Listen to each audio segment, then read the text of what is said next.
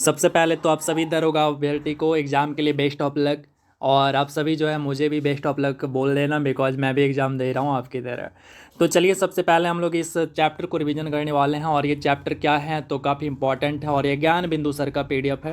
और ये सेंड करके उन्होंने मैसेज किया हुआ है, तो मैं मैसेज भी आपको सबसे पहले दिखा देता हूँ क्या मैसेज था उनका। तो रोशन सर का जो है मैसेज था कि बिहार दरोगा के जितने भी अभ्यर्थी हैं वो सभी इस पीडीएफ को देखकर अवश्य जाएं। तो कौन कौन से पीडीएफ हैं, चलिए उसका भी बात कर लेते हैं। पहला तो यहाँ पे आप देख पा रहे होंगे ये वाला पीडीएफ है, तो ये वाला देख के जाना है, जो कि मैं अभी इस वीडियो के अंदर आपको कराने वाला हूँ। देन फिर आपको जो है ये वाली पीडीएफ है, इसको भी मैं आपको कराने वाला हूँ। ये दूसरा हो गया। और तीसरा की अगर मैं बात करूँ तो यहाँ पे आप देख रहे होंगे ये पीडीएफ है, ये आपका तीसरा है। और जो चौथा पीडीएफ है आपका वो ये वाला पीडीएफ है। तो इन चारों को हम लोग देखने वाले हैं इस वीडियो के अंदर, वही 10 से 15 मिनट के अंदर पूरा कंप्लीट कर लेंगे। और जिनका भी एग्ज़ाम होना वो इस वीडियो को देखकर अवश्य जाना। और आपको अगर पीडीएफ चाहिए तो मैं ग्रुप में आपको पीडीएफ भी प्रोवाइड करा दूंगा। और आप सभी को बेस्ट ऑफ लक अगेन से। और चलिए स्टार्ट करते हैं। पहले सवाल है कि बांदीपुर टाइगर रिजर्व ये कहाँ पे है, तो ये है आपका कर्नाटक में। बस आपको सीधा सीधा ये किस राज्य में है आपको ऐसे ध्यान रखना। और यहाँ से आपका जो है कम से कम 2 मार्क्स आपका कन्फर्म है। सो रिवाइज कर लीजिए, रिवाइज करने में ज़्यादा से ज़्यादा 10 मिनट 15 मिनट बस। जिम कॉर्बेट कहाँ पे, तो उत्तराखंड में। अमनगढ़ कहाँ है, तो उत्तर प्रदेश में। कन्हा टाइगर रिजर्व ये आपका मध्य प्रदेश में। उसके बाद है मानस कहाँ है, तो ये है आपका असम में। उसके बाद है मेलघाट। मेलघाट की अगर बात करें तो ये कहाँ है, तो महाराष्ट्र के अंदर है। पलामू कहाँ है, तो ये झारखंड के अंदर है। रणथंबोर टाइगर रिजर्व ये आपका राजस्थान में है। सिमलीपाल कहाँ है, तो ये आपका उड़ीसा में है। सुंदरवन कहाँ पे है, तो ये पश्चिम बंगाल में है। और पेरियार कहाँ है, तो ये आपका केरला में है। सरिस्का कहाँ है, तो ये राजस्थान में है। बुक्सा कहाँ है, तो ये आपका पश्चिम बंगाल में है। अगला क्या है, तो इंद्रावती। इंद्रावती है आपका छत्तीसगढ़ के अंदर। और नामदफा कहाँ है, तो अरुणाचल प्रदेश में। और श्रीशैलम कहाँ पे है, तो ये आपका आंध्र प्रदेश के अंदर। अगला है दुधवा। तो दुधवा जो है ये है आपका उत्तर प्रदेश में। और उसके बाद है कालकड़ मुंडनथुरई ये आपका तमिलनाडु में है। वाल्मीकि कहाँ पे है, तो एकमात्र बिहार का। उसके बाद है पैंच ये आपका मध्य प्रदेश में। तडोवा कहाँ है, तो ये है आपका महाराष्ट्र में। बांधवगढ़ तो ये मध्य प्रदेश में। पन्ना कहाँ है, तो ये भी मध्य प्रदेश में। दम्फा कहाँ पे है, तो ये मिजोरम में। और भद्रा कहाँ है, तो ये कर्नाटक में। अगला देख लेते हैं। इसके अलावा है आपका पैंच। तो पैंच की अगर बात करो तो पैंच कहाँ पे है, तो ये आपका महाराष्ट्र के अंदर है। पक्के कहाँ है, तो ये अरुणाचल प्रदेश में। नमेरी तो ये असम में है। सतपुड़ा कहाँ है, तो ये मध्य प्रदेश में है। अन्नामलाई ये तमिलनाडु में है। आप बस सुन लीजिए, आपको पहले से ही पता है, ये बातें मुझे भी पता है, बस आप रिवाइज कर लीजिए। और इसके अलावा है उदंती सीता नदी ये छत्तीसगढ़ में है। सतकोसिया कहाँ है, तो उड़ीसा में है। काजीरंगा कहाँ है, तो ये असम में है। इसके अलावा है अचान कमार ये कहाँ है, तो ये छत्तीसगढ़ के अंदर है। अगला है कि डंडेली अंसी कहाँ है, तो ये आपका कर्नाटक के अंदर है। संजय डुबरी कहाँ पे है, तो मध्य प्रदेश में। मुदुमलाई तमिलनाडु में। नागरहोल ये आपका कर्नाटक में। परम्बिकुलम ये केरल में। सह्याद्री कहाँ है, तो महाराष्ट्र में। इसके बाद है बेलीगिरी रंगनाथ मंदिर तो ये आपका कर्नाटक में। और कबल कहाँ पे है, तो ये आपका तेलंगाना के अंदर है। सत्यमंगलम और ये अपडेट हो चुका है, पहले आंध्र प्रदेश में आता था, ध्यान रखिएगा इसको। तो सत्यमंगलम कहाँ पे है, तो ये आपका तमिलनाडु के अंदर है। अगला देखते हैं, तो ये है आपका मुकुंदरा हिल्स जो कि आपका राजस्थान में है। एंड देन फिर नवेगांव कहाँ है, महाराष्ट्र के अंदर। अमराबाद तेलंगाना के अंदर। पीलीभीत कहाँ है, तो उत्तर प्रदेश के अंदर। बोर कहाँ है, तो महाराष्ट्र के अंदर। और उसके बाद है राजाजी नेशनल पार्क ये उत्तराखंड में। ओरंग कहाँ है, तो ये है आपका असम के अंदर।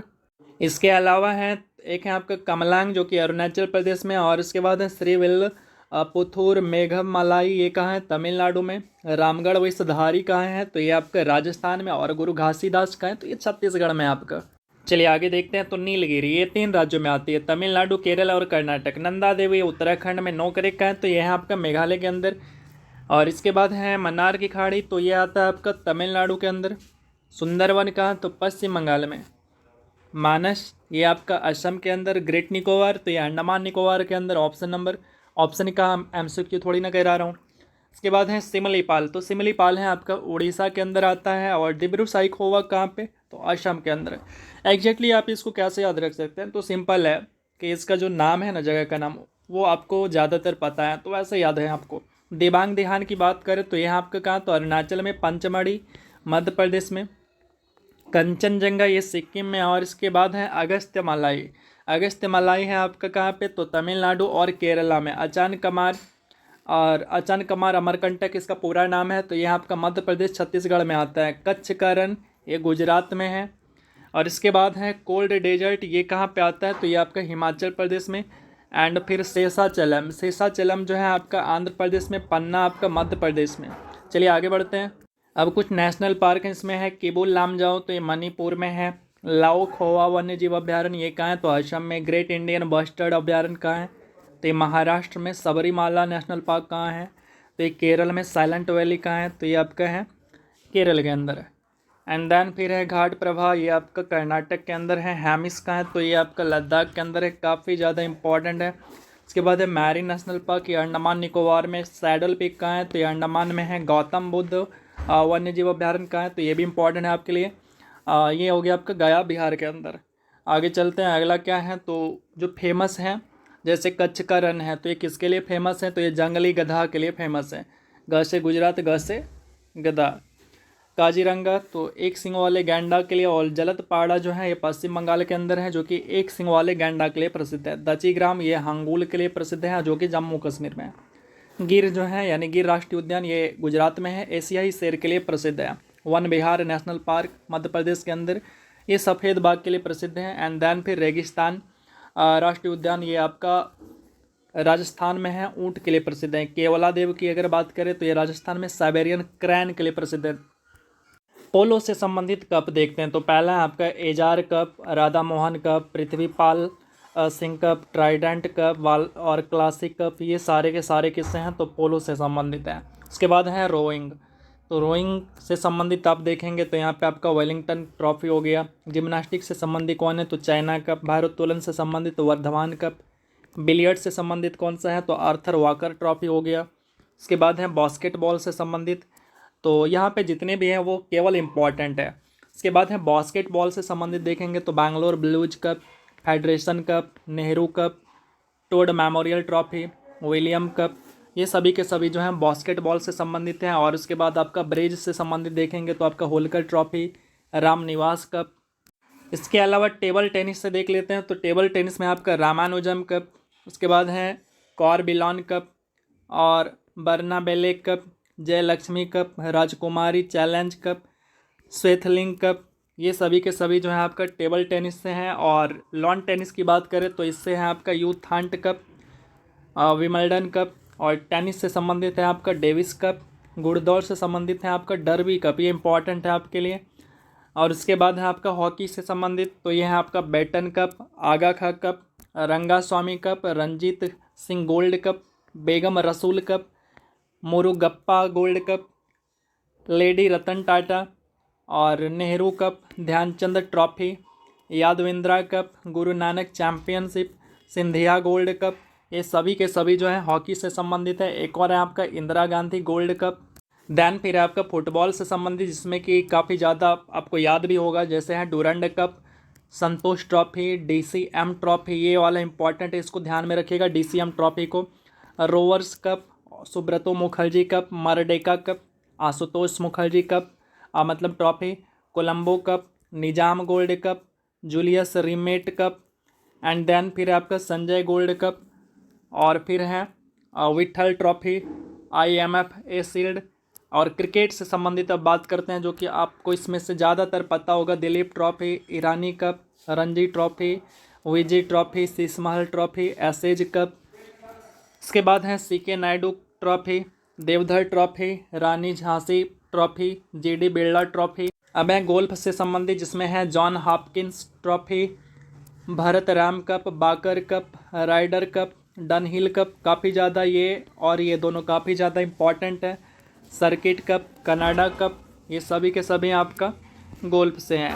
इसके बाद है वालकर कप और प्रिंस ऑफ वेल्स कप, ये भी इंपॉर्टेंट है। अगला है बैडमिंटन से संबंधित, तो इसमें है आपका Thomas cup, Amrit Diwan cup, Narang cup, Uber cup, Rahmatullah cup, Chadha cup और UNESCO cup, Abdul Rahman cup.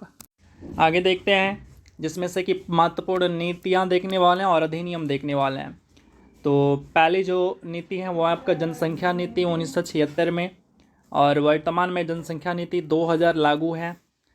उसके बाद है वर्ष 1994 में जापान के योकोहामा में आपदा न्यूनीकरण के लिए पहला विश्व सम्मेलन आयोजित हुआ। आगे देखते हैं अगला क्या रहा। चौथा पॉइंट कि सितंबर 2005 में राष्ट्रीय आपदा प्रबंधन प्राधिकरण का गठन हुआ। दिसंबर 2005 में राष्ट्रीय आपदा प्रबंधन अधिनियम पारित किया गया। 2009 में राष्ट्रीय आपदा प्रबंधन नीति का निर्माण किया गया। सातवां पॉइंट देखते हैं कि वर्ष 2016 में आपदा प्रबंधन पर नई राष्ट्रीय नीति लागू हुआ। और आठवां पॉइंट है कि राष्ट्रीय बाढ़ नियंत्रण कार्यक्रम 1954 में लागू किया गया। नौवां पॉइंट, सूखे की समस्या को हल करने के लिए 1973-74 में कार्यक्रम का प्रारंभ किया गया। इसके बाद है 10वां पॉइंट क्या है, तो मरुभूमि विकास कार्यक्रम 1977-78 में प्रारंभ किया। 11वां पॉइंट देखते हैं। 11वां पॉइंट क्या कहता है, यहाँ पे कह रहे हैं कि प्रथम औद्योगिक नीति जो है आपका 6 अप्रैल 1948 को आया। द्वितीय औद्योगिक नीति कब, तो 30 अप्रैल 1956 को। और तृतीय औद्योगिक नीति 24 जुलाई 1991 को। बहुत बार सवाल पूछे जाते हैं इन तीनों पॉइंट से। और तीसरे औद्योगिक नीति के दौरान ही जो है उदारीकरण, निजीकरण और वैश्वीकरण यानी एलपीजी का जो उद्देश्य था वो लाया जाता है। आगे देखते हैं, आगे है कौन सा पॉइंट, तो ये आपका 14 नंबर का पॉइंट, इसको देखते हैं। यहाँ पे क्या कह रहा है कि भारत की प्रथम खनिज नीति 1951 में। नदी बोर्ड अधिनियम कब, तो 1956 में। अंतर्राज्यीय नदी जल विवाद अधिनियम कब, तो ये 1956 में। राष्ट्रीय जल ग्रेड की संकल्पना सबसे पहले राम मनोहर लोहिया द्वारा की गई।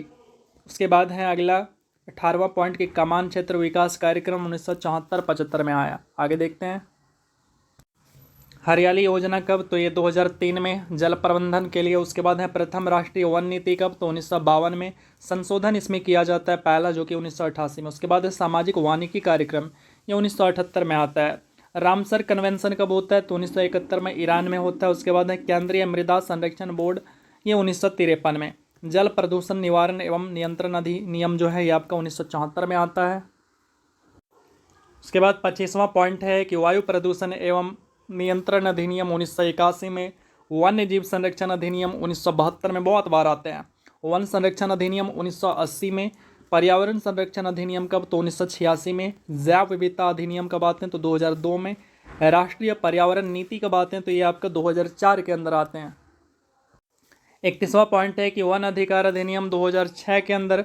और पहली जल नीति कब आती है, तो 1987 में। और संशोधन कब होता है, तो 2002 में एंड 2012 में।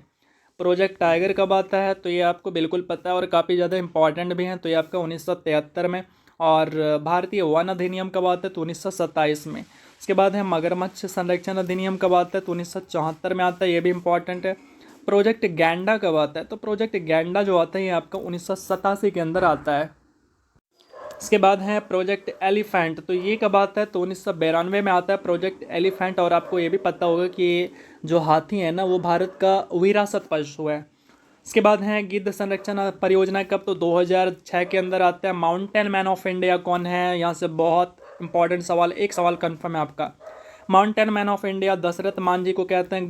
Grand old man of India Dadabhai Naoroji को कहते हैं। आगे मेट्रो मैन ऑफ इंडिया कौन है, तो ए श्रीधरन हो गया। टाइगर मैन ऑफ इंडिया कौन, तो Kailash Sankhala. Forest man of India कौन है, तो ये है आपका जादव पायंग, अरुणाचल प्रदेश से है। उसके बाद है बर्ड मैन ऑफ इंडिया कौन है, तो ये है Salim Ali. Water man of India कौन, तो राजेंद्र सिंह है। रॉकेट मैन ऑफ इंडिया कौन है, तो के सिवान। अगला सवाल देखते हैं, आइस मैन ऑफ इंडिया कौन, तो ये है चेवांग नारफेल। उसके बाद है स्वाधीनता संग्राम की ग्रैंड ओल्ड लेडी कौन, तो ये है अरुणा आशफ अली, जो कि एग्जाम में पूछ लिया गया है। उसके बाद है भारतीय क्रांति की माता कौन है, तो यह मैडम भीकाजी कामा। और ये भी सवाल जो है आपका मध्य निषेध दरोगा यानी 64 सीट वाला में पूछ लिया गया है। इसके बाद है भारतीय क्रांति का पिता, तो यह है बाल गंगाधर तिलक। और क्रांतिकारियों का पिता तो श्यामजी कृष्ण जी वर्मा। इसके अलावा कुछ बुक हैं तो उनको भी देख लेते हैं। पहला बुक है रोमियो एंड जूलियट, जो कि शेक्सपियर का है। ये है आपका यूटोपिया और टॉमस मूर का। द प्रेज ऑफ फॉली, ये है इरास्मस का। सोशल कॉन्ट्रैक्ट और सेकेंड डिस्कोर्स, ये है रूसो का। कानून की आत्मा, ये है मॉन्टेस्क्यू का। आगे देखते हैं, लेटर्स ऑन इंग्लिश तो ये है वॉल्टेयर का, राइट्स ऑफ मैन ये है टॉमस पैन का, मदर मैक्सिम गोर्की, अन्ना कैरेनिना ये है लियो टॉल्स्टॉय का, दास कैपिटल कार्ल मार्क्स का, द रिपब्लिक किसका है तो प्लेटो का, डोनाल्ड डंक, मिकी माउस, सिली सिम्फनीज ये है आपका वॉल्ट डिज्नी का। अगला है sacred books of the east, science of language, introduction to the science of religions, ये तीनों के तीनों जो बुक हैं मैक्स मूलर के हैं। इसके बाद है मेन कैंप तो ये है एडोल्फ हिटलर का, और फिर है डिवाइन कॉमेडी तो ये है दांते का।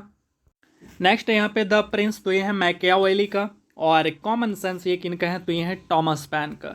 तो यहाँ पे आपको कम से कम इतना देखकर ज़रूर जाना है, और आप सभी जो है अपना एग्ज़ाम दीजिए, बेस्ट तरीके से दीजिए, और आप सभी को बेस्ट ऑफ लक दरोगा एग्ज़ाम के लिए। और देन फिर आपका कोई सा भी नेक्स्ट एग्ज़ाम हो तो उसके लिए भी, एंड देन हमें भी विश कर देना, बिकॉज मैं भी एग्ज़ाम दे रहा हूँ, भागलपुर से दे रहा हूँ। अगर मेरे सेंटर पे कोई दे रहे हो तो हमें ज़रूर बताइएगा। मोक्षदा से मैं दे रहा हूँ, मोक्षदा स्कूल से, तो यहाँ से अगर कोई दे रहे हैं तो हमें ज़रूर बताइएगा। तो चलिए, और अब जो वीडियो आएगी हमारा चैनल पे वो आपका जो है यानी 17 के बाद, यानी मंडे से या मंडे के बाद से ही आएगा, और जो आएगा आपके लिए बेस्ट तैयारी के लिए आएगा, बिहार पुलिस के लिए आएगा, बिहार एसएससी के लिए आएगा, एसएससी जीडी के लिए आएगा, इन सभी के लिए आएगा, मैराथन आएगा। बिल्कुल सेलेक्टिव कंटेंट लेकर आऊँगा, और फालतू की चीज़ें से मुझे कोई मतलब भी नहीं है, और मुझे व्यूज़ पाने से कोई मतलब नहीं है, मुझे बस आपको सलेक्शन दिलाने से है। सो जुड़े रहिएगा, जाते जाते सब्सक्राइब कर लीजिएगा, और दिल से सपोर्ट कीजिए अगर मुझे अपना परिवार का हिस्सा मानते हैं। तो चलिए, बेस्ट ऑफ लक अगेन से आप सभी को, और लव यू ऑल।